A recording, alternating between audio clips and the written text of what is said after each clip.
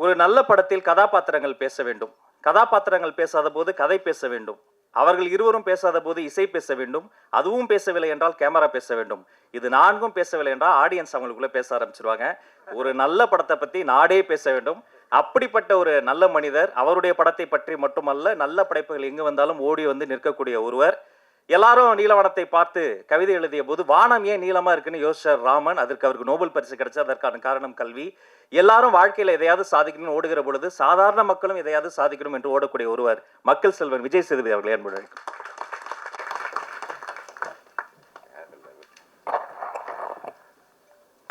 எல்லாருக்கும் வணக்கம். ரொம்ப கூச்சமாக இருந்தது. எல்லாத்த பற்றி பேசுகிறதுக்கு முன்னாடி விமல் ரொம்ப அழகாக பேசினான். இன்றைக்கி வரது மாதிரி கேட்டே வரந்தான். இதெல்லாம் பேசலாம் அப்படிலாம் பேசலாமான்னு யோசிச்சுருந்தான். பயமாக இருக்குதுன்னு சொன்னான். ஆக்சுவலாக 100க்கு 100 மார்க். நீ ஜாலியாக பேசினா கேட்குறதுக்கு எல்லாம் இவ்வளோ பேர் ரசித்து கைத்தட்டி சிரித்து தான் அதோட உனக்கான ரிசல்ட்டு. நீ தயவுசெஞ்சு இன்னும் சிறப்பாக பேசு. ஏன்னா நான் இந்த மேடைக்காக சொல்லலை, அது அவன் வேணால் சொல்லாமல் இருந்திருக்கலாம். நான் கூத்துப்பட்டிருப்பேன், அவனோட ஃபேன். அவன் அவ்வளோ பிரமாதமாக நடிப்பான். நான் அவன்கிட்ட சொல்லியிருக்கேன். நான் அது எல்லாரும் சிறந்த நடிகர்கள் தான் கூத்துப்பட்டில். ஆனால் ஒரு சிலரை எனக்கு ரொம்ப பிடிக்கும். விமல் ரொம்ப பிடிக்கும். பாபுன்னு ஒருத்தர் இருந்தார், சாந்தகுமார் ஒருத்தர் இருந்தார், குரு சோமசுந்தரம், அப்புறம் முருகதாசன் ஒருத்தர். இவங்கெல்லாம் வந்து நான் அவங்களோட விதார்த்து, அவங்களோட பெரிய ஃபேன். அவங்க நடிக்கும்போது பார்க்குறதுக்கு அவ்வளோ அழகாக இருக்கும். அவ்வளோ பிரமாதமான ஆக்டர். இந்த படம் இந்த சார் வந்து விமலுக்கு வந்து மிகப்பெரிய ஒரு கம்பேக்காக இருக்கும்னு நான் முழுமையாக நம்புகிறேன். அது இந்த மேடையிலேருந்து தொடங்கிடுச்சு. உனக்கு வாழ்த்துக்கள். ரொம்ப நன்றி. ரொம்ப நல்ல படம். அப்புறம் இப்போ எனக்கு தடுமாறுது.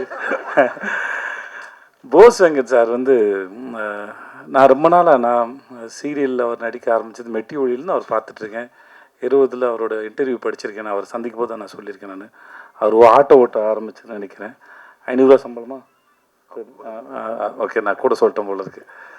ஸோ அப்போதுலேருந்து பார்த்துருக்கேன். நான் என்கிட்ட அவருக்கு பிடிச்சது என்னென்னா, அந்த மனுஷன் ஒரு சர்வைவல் ஆஃப் த ஃபிட்டஸ்ட் மாதிரி.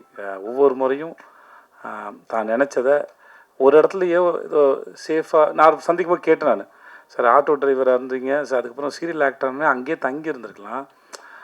தன்னோட பவுண்ட்ரிஸ் வந்து புஷ் பண்ணிகிட்டே போயிட்டே இருக்கார், முன்னாடி போயிட்டே இருக்கார். இப்போ வரைக்கும் அதை செஞ்சுட்டே இருக்கார். எங்கள் கூட விடுதலை பண்ணும்போது கூட இடைவெளியில் வந்து அவர் அரசியல் புஸ்தகங்களை படிச்சுட்டு இருக்காரு. அவர் தன்னை தயார்படுத்திகிட்டே இருக்கிறது வந்து ரொம்ப அழகாக இருக்குது. அது அவருடைய முகத்தை இன்னும் ரொம்ப அழகாக வசீகரமாக்கிட்டே போகுதுன்னு நான் நம்புகிறேன். அவருடைய அரசியல் எதிர்காலத்தையும் நான் வந்து அவரோட எதிர்பார்த்துட்ருக்கேன். அவர் பேசுகிறத கேட்குறதுக்கு, அரசியல் விஷயமா அவர்கிட்ட பேசும்போது கேட்குறதுக்கு ரொம்ப அழகாக இருக்கும். அந்த படங்களை பற்றியும் முக்கியமாக அந்த சார் படத்தில் இருக்கிற வசனங்கள்லாம் வந்து அப்படியே தெரிக்குது. ஒவ்வொரு வசனமும் வந்து நம்மளை உட்காந்து நிற்க வச்சு அதை யோசிக்க வைக்குது. வசனம் ரொம்ப பிரமாதமாக இருந்தால் நான் படம் பார்த்துட்டேன். எனக்கு படம் போட்டு காமிச்சாங்க. படத்தில் நடித்த அத்தனை பேர் ரொம்ப பிரமாதமாக இருந்தாங்க. சார் நீங்கள் ரொம்ப நல்லா இருந்தீங்க சார். அப்புறம் உங்களுக்கு ஐயோ சார் பெரிய மனுஷன் மாதிரி நடந்துக்கோங்க சார்.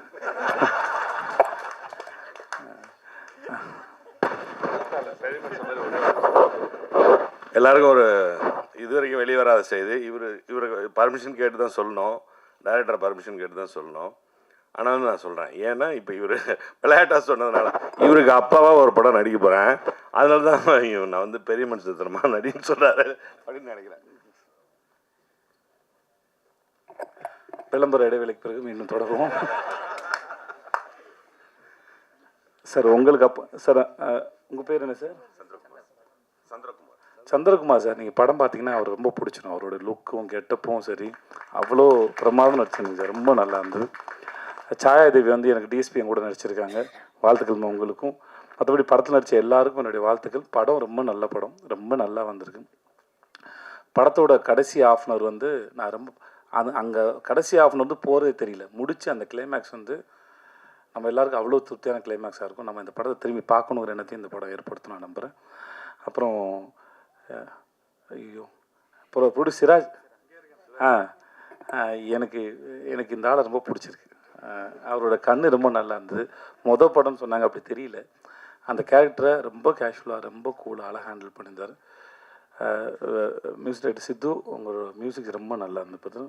உங்களுக்கு வாழ்த்துக்கள் சார். அந்த படிச்சுக்கிறோம் பாடல் ரொம்ப பிரமாதமாக இருந்தது சார். ரொம்ப பிரமாதமாக சார். ரொம்ப நன்றி சார். இங்கே வந்தது உங்கள் அத்தனை பேருக்கும் நன்றி. வாழ்த்துக்கள். நன்றி.